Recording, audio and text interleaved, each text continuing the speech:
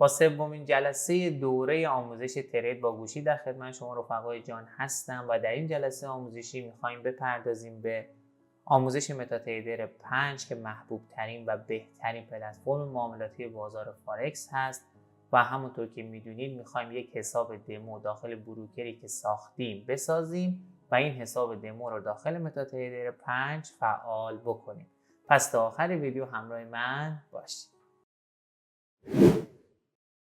سلام و درود رفقای جان، بنده منان کواکبیان هستم. به چنل یوتیوبی خودتون خیلی خوش اومدین. برای ساختن یک حساب دمو داخل بازار فارکس شما لازم دارین که برنامه یا پلتفرم معاملاتی متاتریدر 5 رو روی گوشیاتون دانلود و نصب بکنین.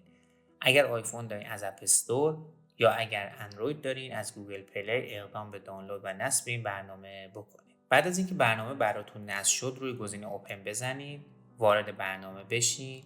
این قوانین رو بچه‌ها کلیک بکنید، اوپن دمو اکانت رو که همون اول به شما نشون میده رو بزنید.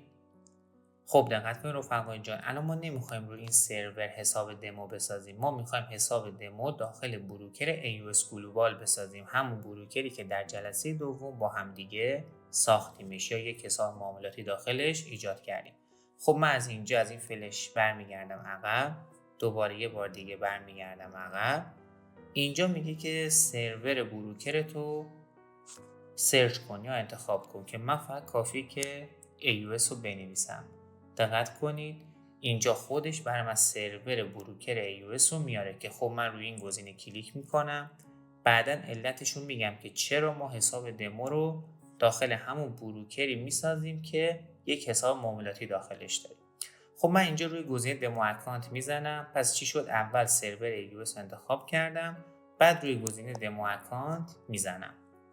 بعد از اینکه روی گزینه دمو اکانت زدم این اطلاعات رو باید پرش بکنم که خب من این اطلاعات رو پرش میکنم و بعد به شما توضیح میدم. خب رفقای جان، همونطور که میبینید من این فرم رو پر کردم. آکادمی کواکبیان، اینجا تاریخ تولد زدم، اینجا شماره تلفن حالا پشتیبانی دفترمون رو زدم. شما میتونید شماره تلفن فیک بزنید، اصلا مهم نیست. اینجا می ایمیل فیک بزنید. اینجا که سرور همون AUS رو انتخاب کردیم، نوع اکانت رو گذاشتیم روی ECN. لیوریج رو مثلا میتونید کمتر هم بکنید یا روی 1 به 500 قرار بدید که من مثلا 1 به 100 رو توصیه میکنم.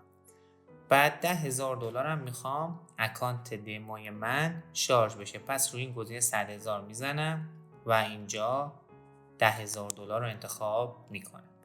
بعد از اینکه $10,000 انتخاب کردم روی این گزینه اکسپت بچه ها میزنم، یعنی تیکش رو فعال میکنم. اینجا روی گزینه ریجستر میزنم.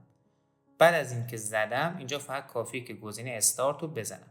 اما قبل از اینکه گزینه استارت رو بزنید حتما از این صفحه اسکرین شات داشته باشین که در آینده خواستین وارد حسابتون بشین. نام کاربریتون که در گزینه لاگین نوشته، پسوردتون هم که خب روی گزینه پسورد نوشته، این دوتا رو داشته باشیم. در آینده میتونید وارد حساب دموتون بشین و اینجا گزینه استارت رو بزنید. خب به همین آسونی که دیدین شما یک حساب دمو داخل بروکر AUS گلوبال ساختین. به همین ترتیب میتونید وارد گزینه ستینگ بشین، وارد گزینه نیو اکانت بشین. اینجا سرور بروکر مد نظرتون رو سرچ بکنید و در هر بروکری که خواستین یک حساب دمو بسازید. خب رفقا جان، اگر تا اینجای ویدیو از این ویدیو آموزشی لذت بردید لطفا این ویدیو آموزشی لایک کن، چنل من سابسکرایب کن و دکمه زنگوله رو بزن. خب رفقای جان، من در مورد گزینه‌های پایین پلتفرم معاملاتی متاتریدر 5 گوشی یک توضیح کوتاه و مختصر به شما بدم که در جلسات آینده به جزئیاتشون میپردازیم. خب همونطور که دیدیم ما در گزینه ستینگ میتونیم دسترسی به تنظیمات حسابمون داشته باشیم. در گزینه بغلش یعنی هیستوری میتونیم تاریخچه معاملاتمون رو ببینیم یا تاریخچه سفارشاتمون رو ببینیم، یا اگر معامله باز داشته باشیم یا معاملاتمون مثلا با سود یا ضرر بسته شده باشه اینجا میتونیم ببینیم و بالانس کل حسابمون هم اینجا به ما نمایش داده میشه. در گزینه ترید شما میتونید تریدهای خودتون مدیریت کنید. مثلا الان روی طلا معامله دارین، روی نفت معامله دارین، اینجا به شما نمایش داده میشه.